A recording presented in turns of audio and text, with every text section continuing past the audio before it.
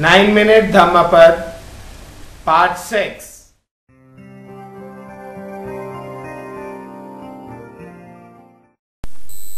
Not nakedness, not plaited hair, not dirt, not fasting, or lying on the earth, not rubbing with dust, not sitting motionless, can purify a mortal who has not overcome desires. He who, though dressed in fine apparel, exercises tranquillity, is quiet, subdued, restrained, chaste, and has ceased to find fault with all other beings, he indeed is a Brahmana, a Shramana, a Bhikshu. Is there in this world any man so restrained by humility that he does not mind reproof, as a well-trained horse the whip? Like a well-trained horse, when touched by the whip, be you active and lively, and by faith, by virtue, by energy, by meditation, by discernment of the law, you will overcome this great pain, perfect in knowledge and in behavior, and never forgetful. Well makers lead the water wherever they like. Fletchers bend the arrow. Carpenters bend a log of wood. Good people fashion themselves. Chapter 11. Old Age. How is their laughter? How is their joy? As this world is always burning, why do you not seek a light, you who are surrounded by darkness? Look at this dressed up lump, covered with wounds, joined together, sickly, full of many thoughts, which has no strength, no hold. This body is wasted, full of sickness and frail. This heap of corruption breaks to pieces. Life, indeed, ends in death. Those white bones, like gourds thrown away in the autumn, what pleasure is there in looking at them?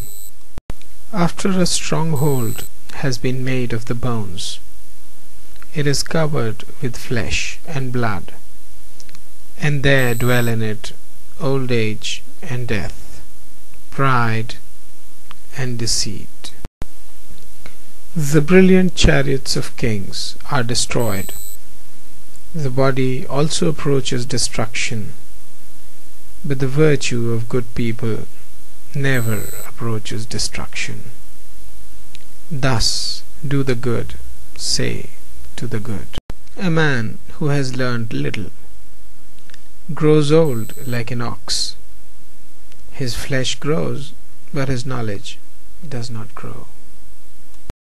Looking for the maker of this tabernacle, I shall have to run through a course of many births, so long as I do not find him. And painful is birth again and again. But now, Maker of this tabernacle, thou hast been seen. Thou shalt not make up this tabernacle again. All thy rafters are broken, thy rich bowl is sundered. The mind, approaching the eternal, that is the nirvana, has attained to the extinction of all desires.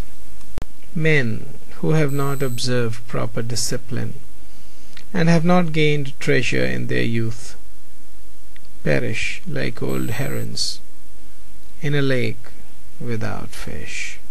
Men who have not observed proper discipline and have not gained treasure in their youth, lie like broken boughs, sighing after the past.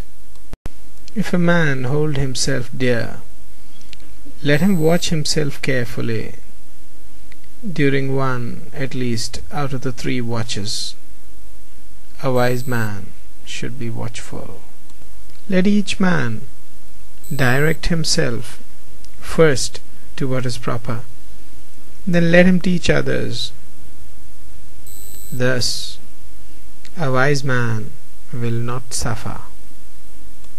If a man make himself as he teaches others to be, then being himself well subdued, he may subdue others. One's own self is indeed difficult to subdue. Self is the lord of self. Who else could be the lord? With self well subdued, a man finds a lord, such as few can find. The evil done by oneself, self-begotten, self-bred, crushes the foolish as a diamond breaks a precious stone. He whose wickedness is very great brings himself down to that state where his enemy wishes him to be, as a creeper does with the tree which it surrounds. Bad deeds and deeds hurtful to ourselves are easy to do. What is beneficial and good, that is very difficult to do. The foolish man who scorns the rule of the venerable, of the elect, of the virtuous, and follows false doctrine, he bears fruit to his own destruction, like the fruits of the Katthaka reed. By oneself the evil is done, by oneself one suffers, by oneself evil is left undone, by oneself one is purified. Purity and impurity belong to oneself. No one can purify another. Let no one forget his own duty for the sake of another's, however great. Let a man, after he has discerned his own duty, be always attentive to his duty. Chapter 13. The World. Do not follow the evil law. Do not live on in thoughtlessness. Do not follow false doctrine. Be not a friend of the world. Rouse thyself. Do not be idle. Follow the law of virtue. The virtuous rests in bliss in this world and in the next. Follow the law of virtue. Do not follow that of sin. The virtuous rests in bliss in this world and in the next. Look upon the world as a bubble. Look upon it as a mirage. The king of death does not see him, who thus looks down upon the world. Come, look at this glittering world, like unto a royal chariot. The foolish are immersed in it, but the wise do not touch it. End of part 6. 9-minute Dhammapada.